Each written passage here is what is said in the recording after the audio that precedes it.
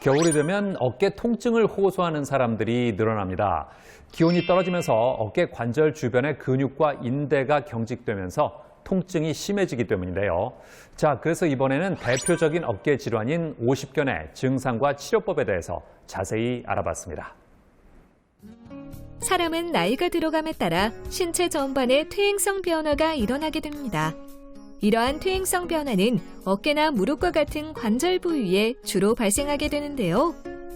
특히 자주 사용되는 어깨의 경우 다른 부위보다 비교적 빠르게 퇴행성 변화가 나타나게 된다고 합니다. 어깨의 퇴행은 다양한 질환을 유발할 수 있는데요. 그중 대표적으로 꼽을 수 있는 질환이 바로 오십견이라고 합니다. 오십견은 주로 50대 전후로 어깨 통증이 많이 발생한다고 해서 저희 나라에서 일컫는 진단명입니다. 정확한 진단명은 유착성 관절낭염이라고 하고요. 40에서 60대에서 가장 많이 발생하지만 실제로는 대부분의 연령에서 발생할 수 있습니다. 어깨 회전근개 힘줄이 다치거나 혹은 골절과 같은 심한 외상 후에도 많이 발생하고요. 그리고 당뇨병이 있으시다면 10에서 20%가 오십견이 올 확률이 높다고 생각하시면 되고, 그분들은 양쪽 모두가 아프거나 치료가 되어도 재발하는 확률이 높습니다. 오십견을 비롯한 어깨 관절 질환은 통증이나 팔을 들어올리기 어려운 운동 제한, 그리고 어깨가 굳는 느낌 등 증상이 유사한 경우가 많다고 합니다. 그렇기 때문에 어깨 통증이 조금이라도 나타나면 방치하지 말고 병원에 내원해 정밀한 검진을 받아본 후 치료하는 것이 바람직하다는데요. 환자의 어깨 통증이 어떻게 시작되었는지, 그리고 어깨의 어느 부위가 통증이 느껴지며 환자분의 어깨가 어느 정도 움직여서 통증이 발생되는지 측정을 하게 됩니다. 그 다음에 엑스레이 검사하고 초음파 검사를 하게 되는데요.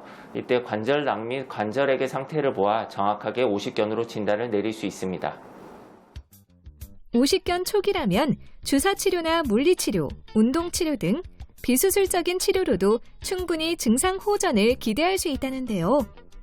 최근에는 수술이나 큰 절개 없이 주사를 이용해 오십견을 치료하는 수압 팽창술이 주목받고 있다고 합니다. 수압 팽창술은 어깨 관절 안에 주사로 염증 제거 약물과 생리식염수를 주입해서 관절 주머니를 팽창시킴으로써 유착된 부분을 풀어주는 치료 방법입니다. 이 수압 팽창술은 일주일 간격으로 시행하게 되는데요. 3번 내지 5번 정도 시행하시면 대부분의 증상이 호전되게 됩니다.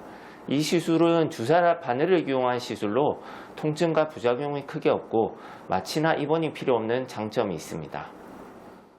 수압 팽창술은 이미 섬유화가 진행되어 줄어든 관절막을 회복시키는 데 도움이 되며 도수치료와 같이 몸을 움직이는 치료를 병행하면 더욱더 빠른 회복이 가능하고 재발률 역시 낮출 수 있다고 합니다. 도수치료는 전문 물리치료사가 손을 이용해서 척추나 관절의 위치를 바로잡고 근육을 이완시키거나 통증이나 틀어진 체형을 바로잡는 치료 방법입니다. 도수치료를 통해서 굳어진 어깨를 풀어준다거나 굳어진 관절의 가동 범위를 늘려줘서 유착된 부위를 치료할 수 있습니다.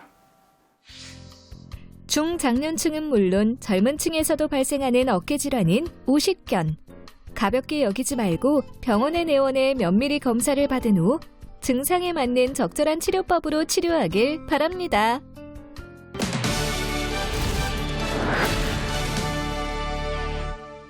김민준 원장과 함께 자세한 말씀 나눠보겠습니다. 안녕하세요. 안녕하십니까. 오십견과 회전근개 손상은 어떻게 구별할 수 있을까요? 오십견은 어깨 관절 주머니에 염증이 생겨서 유착이 발생하는 것으로 어깨 외회전에 제한이 큰 것이 특징입니다. 즉 여성분들 같은 경우 브래지어 끈을 푸는 동작을 했을 때 어깨가 돌아가지 않고 중간에서 멈추면서 통증이 발생하게 되는데요. 제가 환자분의 팔을 잡고 움직이려고 해도 움직여지지가 않습니다.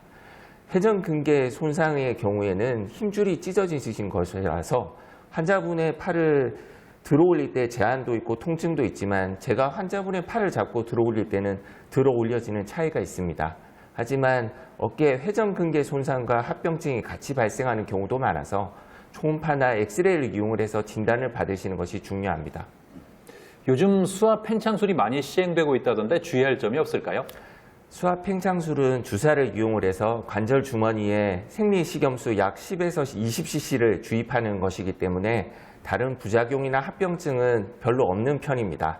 하지만 주사를 찌르는 것이기 때문에 항혈전제를 복용하시거나 소량의 스테로이드를 섞어서 사용하기 때문에 당뇨가 있으신 분들은 주의해서 시술 받으시는 것이 좋습니다.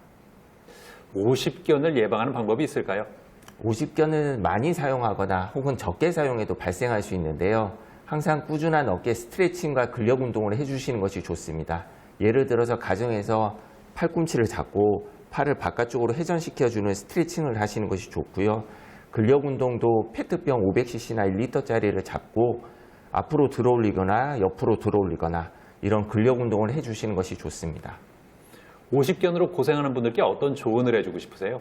오십견은 저절로 어느 정도 통증이 해소되기 때문에 제대로 치료를 받지 않거나 민간요법으로 치료하시는 경우를 많이 봤는데요. 이러한 경우에는 어깨 회전의 제한이 아까 말씀드린 대로 발생하실 수가 있기 때문에 삶의 질이 많이 떨어지게 됩니다. 따라서 이러한 오십견의 증상이 있으시다면 인근 병원을 내원하셔서 제대로 된 진단과 치료를 받으시는 것이 좋다고 생각합니다. 네, 오늘 말씀 잘 들었습니다. 감사합니다. 감사합니다.